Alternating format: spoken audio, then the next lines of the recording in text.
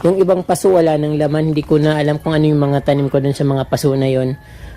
Papalitan ko na rin yon or tataniman ko ng panibago kasi marami na akong mga naputol, so kailangan ko ng panibagong tanim. Ang ganda ng kulay nila. Yung combination niya napakaganda.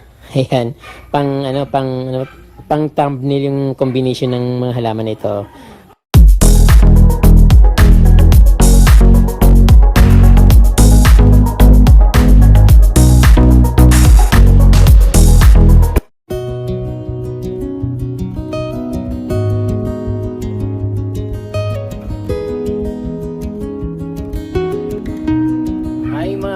Magandang araw sa inyong lahat at ito na naman ako ulit dito sa aking halamanan.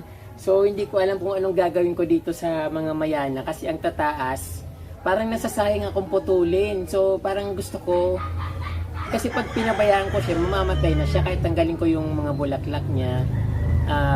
Parang masyado siyang mataas at dapat putulin. Ayun nga, kahit natanggalin yung bulaklak siguradong parang mamamatay siya kapag sobrang ganyan katangkad. Katulad nito, mas matangkad pa sa akin. Pero kapromdi kung bago lang po kayo sa akin channel, huwag niyo po kong kalimutan mag-subscribe at itas po yung notification bell para updated po kayo sa aking mga bagong post. Ayan kapromdi. So ngayon nga, pinoproblema ko po itong mayana ko dahil sobrang dami na at ang tataas. So, ang iniisip ko kasi pag pinutulan, pero yung mga ganito lang, okay lang. Pag pinutol, yung ganito. Kasi may mga dahon sa baba. Ang problema yung matataas. Hindi ko alam kung anong gagawin ko sa kanila. Pero siguro dapat talagang putulan kasi pag hinayaan ko naman, talagang mamamatay na siya. Ganun po yung life ng mayana. Pag pinabayaan mo siya na tumaas ng tumaas, so hanggang sa ganun na lang yun, tapos pa matutumba din, matutuyo. So ganun po yung buhay ng mayana. Kaya kailangan dapat mababa pa, pinuputol na para hindi na tumaas pa ng tumaas. Kasi gumaganda siya kapag pinuputulan dahil nagsasanga ng nagsasanga. Unlike nito na diretso lang. So pag pinutol ko siya kapromdi, so parang walang matitirang dahon kasi katawan lahat yung napakahaba. So, yun nga, aapaw ako ng mga pananim na mayana dito dahil kailangan ko talagang putulin. So, ngayon po dito ako magsisimula na magputol. Kasi para tumapal ulit siya at gumanda.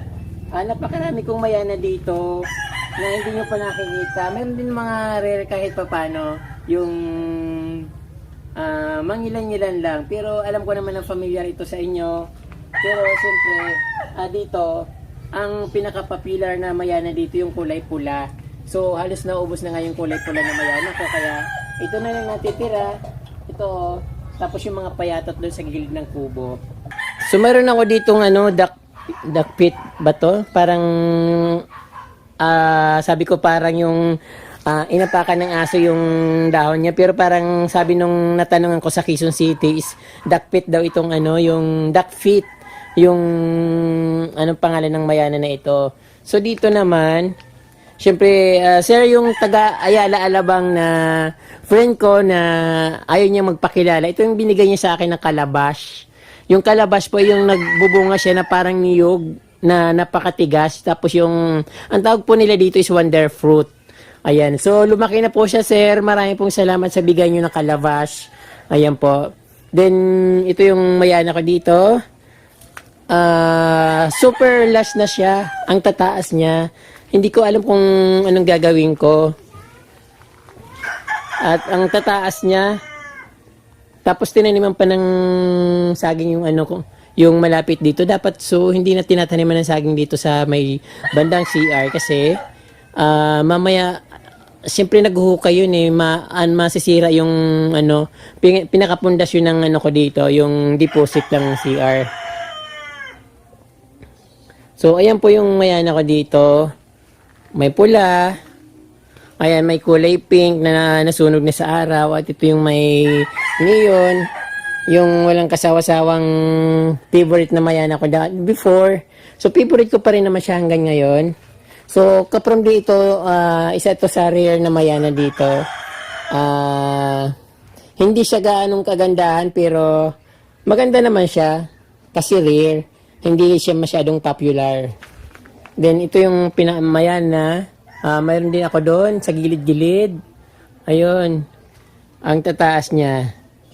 Hindi ko alam na ganyan abot sila ng ganyang kalaki kasi that time yung mga mayana ko hindi naman lumalaki ng ganyan. So mas gusto talaga nila mainit. Ayun. So syempre yung ano ko doon yung kubo. So mainit na ngayon parang pag mamayang hapon ko na lang kayo ito putulin kasi sobrang init na baka bumalik agad yung naipon kong kaputian sa Manila. Sayang naman. So, siguro mamayang hapon ko na ito ipuputulin para mawala ng konting init. Kasi ano na mag alas 10 na yata ng umaga. Then, dito yung mayroon yung napakaganda ng pagkatubo niya. Yung Persian Shield, maliit pa siya kasi nung pag-alis ko dito. Bagong tanim ko siya, tinusok ko lang yung sanga dyan at yan na siya ngayon, napakaganda niya, parang nakikihalo sa mga mayana at yung kulay gumamila na kulay pink, ayan po siya ayun. Then yung Persian Shield, magkakatabi lang silang itinusok ko dito. Then mayana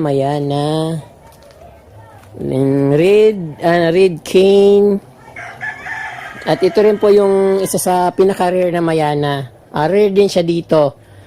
Ako lang may ganyan siguro dito or hindi ko lang alam kasi hindi pa ako nakakaikot dito sa pagdating ko. So yung ibang mga halaman ko namatay na anong halaman kaya ito? Parang ano to ang sayang. Nakalimutan ko anong halaman to.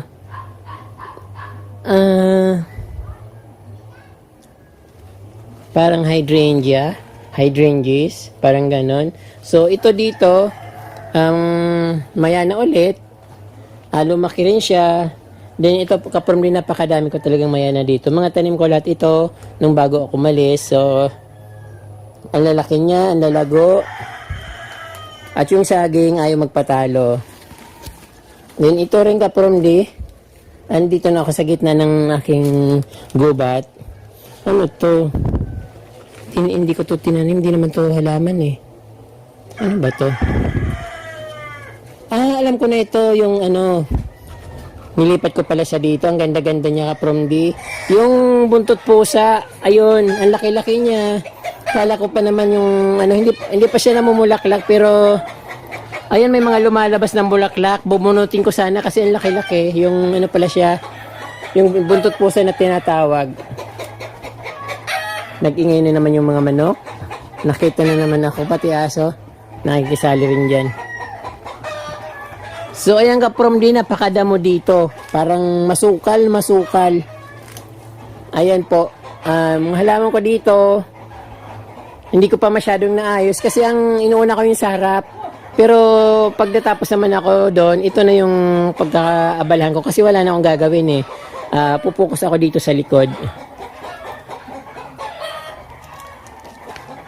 Ito may sambong. Palagi yan dito, binubunot ko na yung iba kasi ang dami halos ako sa siyang tumutubo. Then ito yung mayana pa rin. Ayun po, napakalas ng aking mga mayana dito. Ang dami. Ayan, ganda-ganda ng kulay.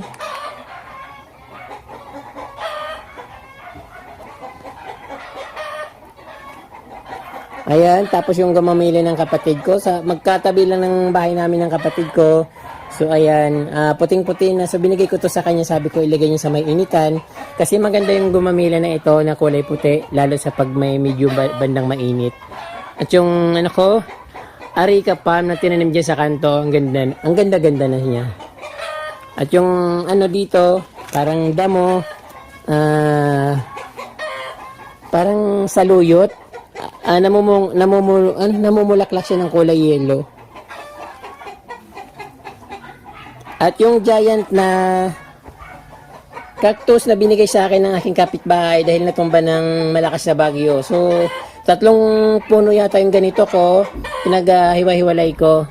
May mga sanga na siya, hindi ko alam baka parang namigay yata sila ng sanga kasi parang nawala yung isang sanga niya.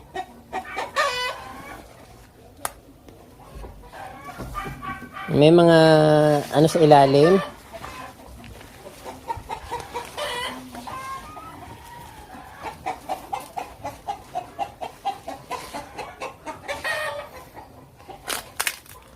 Bali, yung background music ko ka from the original yan, hindi pwedeng i-copyright yan.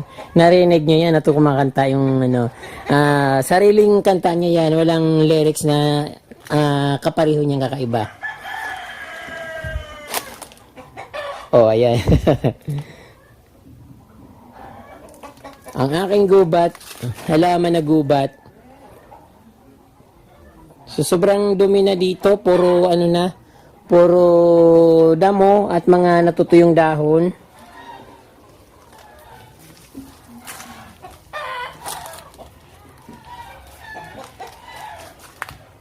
Yung aking ikwala, ayan o, lumalaki na.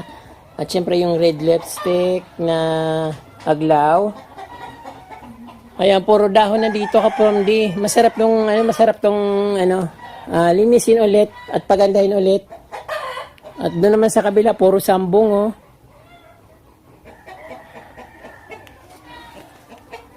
Pero maganda naman yung scenery kapag ganito. Dahil parang natural, very natural na paraiso. Ayan po.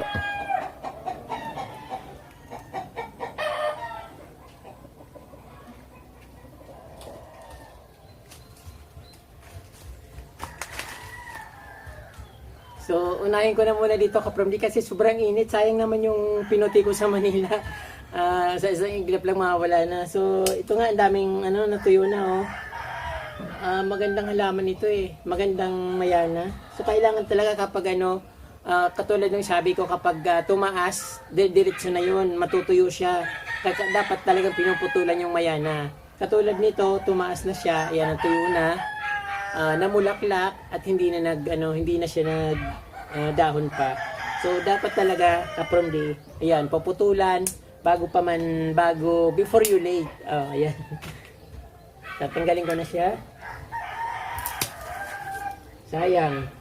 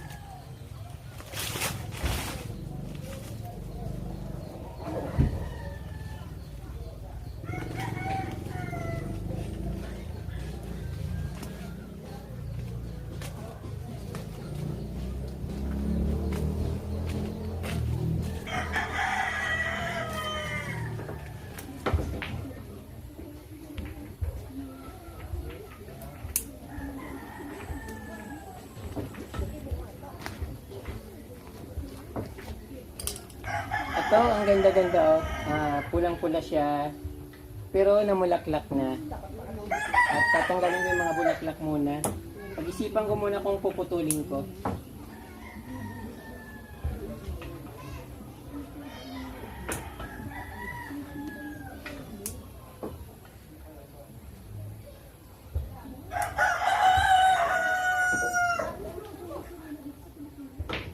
So, ito ka from the isa-shoutout ko muna yung mga hindi ko pa na-shoutout noon. So, nakalimutan ko kasi. Shoutout pala kay Ma'am Maria Dolores Mamarel, Pamela Dialogo, Asbiti Daria. Hello po Ma'am Asbiti. Palagi ko po nakikita yung comment niyo sa aking video sa YouTube. At Bluebird Films from Balamban, Cebu. Emmanuel Jamie, parang ganoon. Mayana Heaven. At kay Ma'am Ruby Kunanan, wag na po kayo magtampo Ma'am Ruby Kunanan. Ito na po, shoutout ko na po kayo. So, na-misplace ko lang yung kasi nasa ilalim, magkabilaan yung sulat ko sa pag-shoutout. So, yung ibabaw lang yung nakita ko na shoutout ko. So, kaya Ma'am Ruby, shoutout po sa inyo. Ayan, at continue po tayo sa paglilinis ng mga damo dito sa bakura ni Certified From dito po. Ito sa likod. Basta sa likod na garden. Ito po. Ayun. So, ang dami kong puputulin. Matataas na. Pero yung ibang puputulin ko ay itatanim ko rin naman kasi sayang.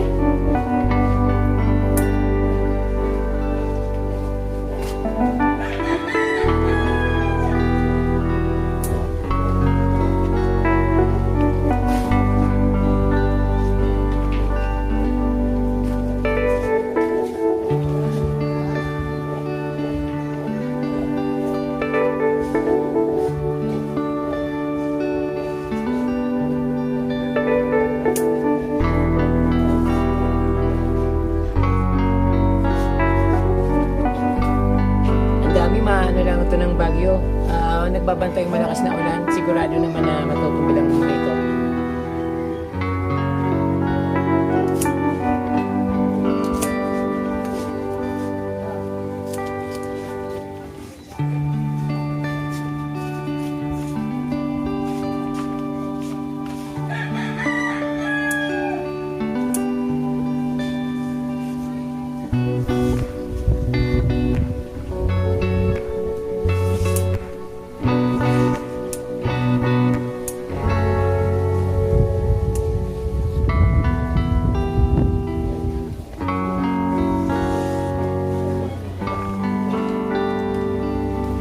Po mga ka-from din, dami-dami kong naputol. Kung sana malapit kayo dito, ibibigay ko na to sa inyo. Kaya lang nasa bundok ako ka-from din. Mahirap magbiyahe-biyahe. Wala naman ako service. Ayun na ilang variety sana ito. Pero yung sabi ko nga yung iba, itatanim ko rin. Kasi, yun, sayang kasi, pwede ko naman siya itapon na. Kaya nasasayang ako. Ito katulad nito ang lush masyado. Napakakapal ng mga dahon. Ay yung ang lalaki ng mga dahon niya.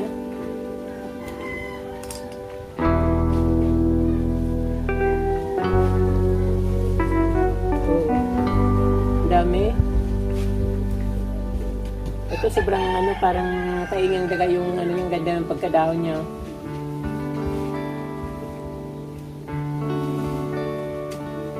Ito yung maganda ko ka-from di kulay pink ito. So magtatanim ako nito dun sa harap ng kubo.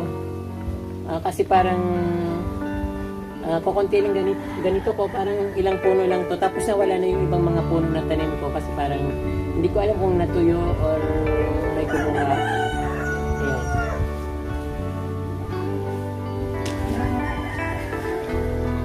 Ang dami.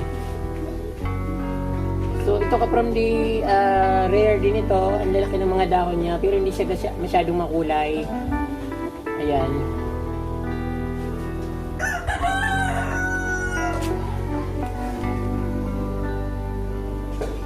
Ito yung pink. Pinotod ko kasi ang taas-taas kasi nagbabanta ng tag-ulan dito, sigurado matutumba siya. Kaya ayun, dapat putulin. Masyado pang mataas yung ano ko, tinira ko parang mataas ka from di, kaya ito ang sobrang pag nabasa siya at maulan malakas, automatic na matutumba siya dahil sobrang taas. Wow, ang ganda nito.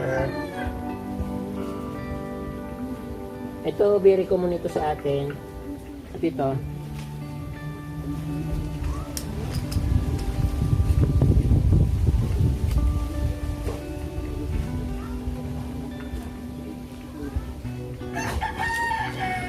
sobrang dami ko pang lilinisin.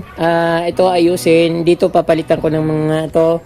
Magre-replant ako dito dahil wala nang hindi na maganda yung mga mayana dito. So kailangan ng bago. So ayun, napakagulo. Yung ibang paso wala nang laman. Hindi ko na alam kung ano yung mga tanim ko dun sa mga paso na yun.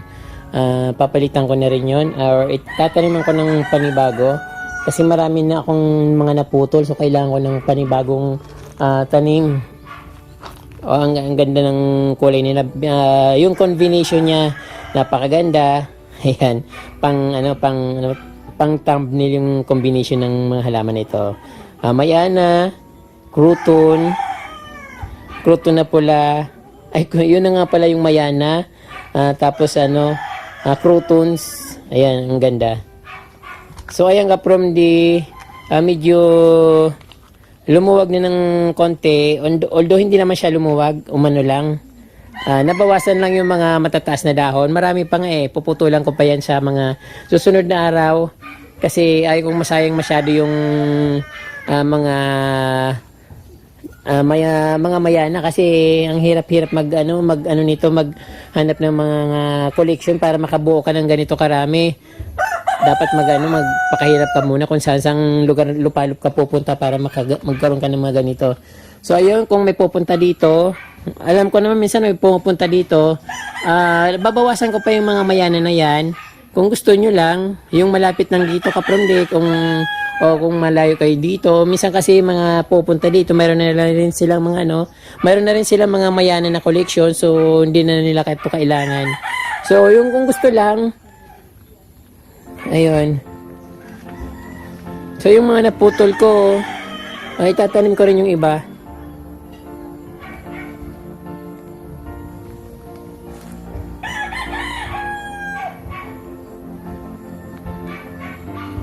Marami pang may mga bulaklak doon na hindi ko pa natatanggalan. Puro halaman. Sarap, ang sarap. Nandito ako sa gitna ng aking garden, sa backyard garden. Yung palang sinasabi ko na ito yung backyard garden. Hindi ko ma-remind kung ano yung sunod sa backyard pala yun. Ayun. Ito na yung parang ilog na ginagawa ko, kaya lang wala naman ulan ngayon. So malapit na tag-ulan. So magkakaroon to ng tubig. So ayun po ka-from-view, maraming po salamat sa inyong panonood. Naway na-enjoy yung paghahalaman ko at na-inspired kayo sa aking garden. At sana magkaroon din kayo ng ganito. Although hindi naman ganun kaganda, pero wish ko na magkaroon tayo lahat ng ganitong garden na medyo malawak at syempre makulay.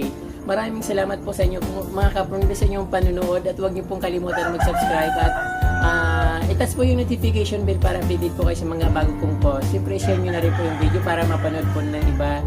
Maraming salamat mga ka-from-view. Mabalos!